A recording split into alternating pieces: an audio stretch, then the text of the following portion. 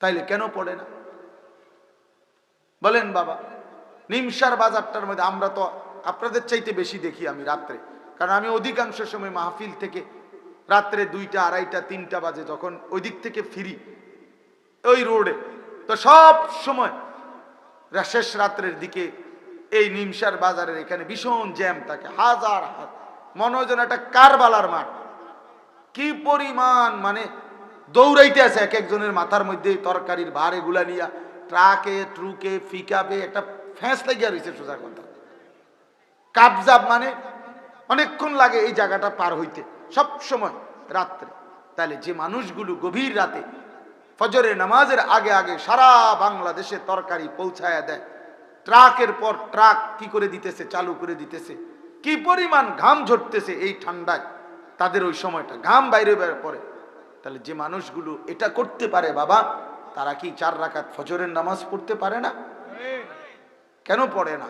পড়ে না কারণ হলো সে বুঝছে যে জিন্দিগি মানে দুনিয়া, জিন্দিগি মানে জানোয়ারের জীবন, জীবন মানে পশুর জীবন, জীবন মানে দুনিয়া উপভোগ, জীবন মানে শুধু ভাত মাছ, জীবন মানে শুধু খাইয়া পড়া ঘুম যাওয়া, জীবন মানে দুনিয়ার এই পেশাব পায়খানা, জীবন মানে দুনিয়ার এই যৌন চাহিদা পূরণ করা, জীবন মানে এই বউ বাচ্চা লইয়া দুনিয়া কোন রকম খাইয়া পইরা মরিয়া গেলে সিত্তিয়া ফইরা যাওয়া, খালাস।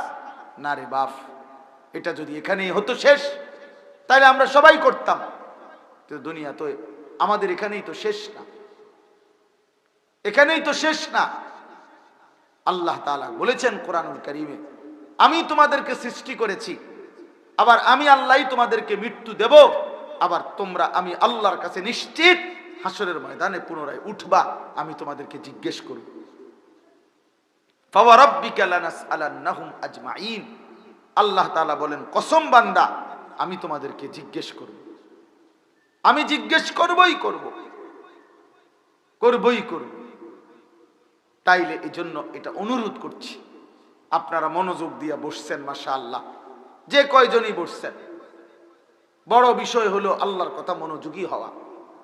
অনেক মানুষের প্রদর্শনী বড় মাকসাদ না বাপ।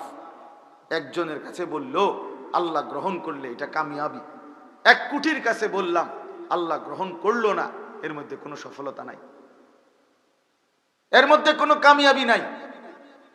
এই জন্য দোস্ত আমার, বন্ধু আমার, বাপ আমার, আমরা প্রত্যেকেই আরেকবার আত্ম উপলব্ধি করি, নিজের উপরে নিজে ফিকির করি, এটা দরকার। ছেলেরা তোমাদেরকে আবারও বললাম বাবা, নিজেরে নিজে নষ্ট করে দিও না।